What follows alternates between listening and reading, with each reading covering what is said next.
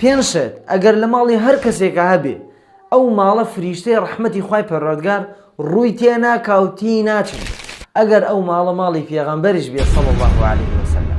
یەکەمیان سەگ، هەر کەسێ لە ماڵەوە سەگی ڕابگرێت بۆ غەیری مەبەستی حەرەسی یا وەکو بۆ ڕاوکردن، تەنیا بۆ جوانی لە ماڵەوە بەخێوی کە پێغەمبەرمان صلی الله عليه وسلم لە فەرمودەی صحیحا فەرموویەتی هەموو ڕۆژێ 2 قیرات لە ئەجر و پاداشی کەمەکە.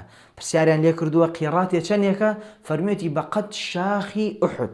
و هەروها لە فەرمودەیەکی ترا فەرموویەتی لا تدخل الملائكة بيتا فيه كلب، فریشتەکان ناڕوانە ماڵێکۆ ئەگەر سەگی تیاوێت. دووەم، پەیکەرەکان، لە هەر ماڵێکە پەیکەری خاوەن ڕوحی هەبێ، ئیتر ئینسان بێیانوەکو ئاژەڵ ئەو ماڵە فریشتە ناڕواتە نابێ.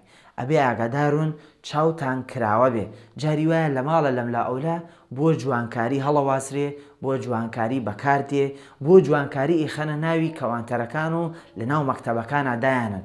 ئەمانە مانعن بۆ هاتنە ژوورەوەی فریشتە بە ناو ماڵت. پێغەمبەر صلی الله عليه وسلم فەرمێ لا تدخل الملائكة بيتا فيه صورة تماثيل، ماڵێک فریشتە ناڕواتە ناویە ئەگەر بێت و وێنەی پەیکەری تیاوێت.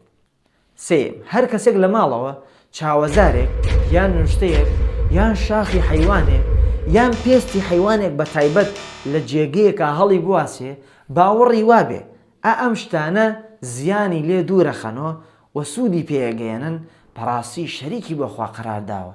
پێغەمبەر عەلەیهی السەڵاتو وەسەلام فەرمێ من علق تەمیمەة فقد ئەشرەک، هەر کەسێک لەم شتانەی کە باسمان کرد لە ماڵەوە هەڵی بواسێ بەڕاستی شەریکی بۆ خوا قەرار داوە، تاوانێکە زۆر لەوە گەورەترە کە تۆ تەسەووریەکەی.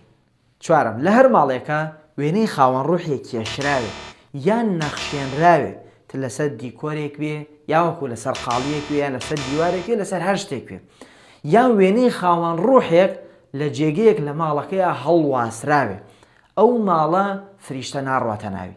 وە شتێک شێ حەزەکەم ئاگادارتانی کەمەوە ئەگەر منداڵەکانتان فێری وێنەکێشانتان کرد هەرگیز و هەرگیز فێری وێنەکێشانی ئەو شتانەیان مەکەن کە ڕوحدارن، چونکە ئەمە شتێکە لە ئیسلامە پێغەمبەرمان صلی الله عليه وسلم لە دەیان فەرمودەیە حرامی کردووە و لە بیرم نەچێ فەرمودەش لەبارەی ئەم خاڵەیان پێغەمبەر عەلەیهی السەڵاتو وەسەلام فەرمێ لا تدخل الملائكة بيتا فيه كلب ولا صورة، فریشتەکانی خوای پەروەردگار ناچنە ماڵێک ئەگەر سەگی لێبێ و هەروەها وێنە.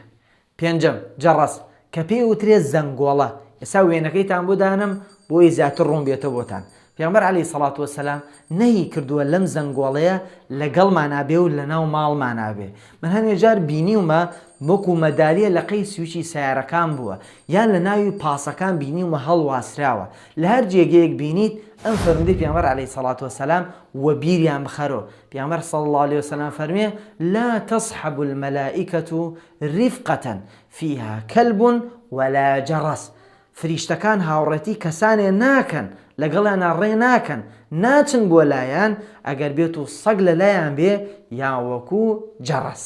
هەر ئەمەندە و لەبیرت نەچێ هەر کەسێک زانی سوود لەم ڤیدیۆ وەرەگرێ یان بینێرە یان تاگیکە، وەلایەکت لەبیر نەچێ. وەسەلام عەلەیکم.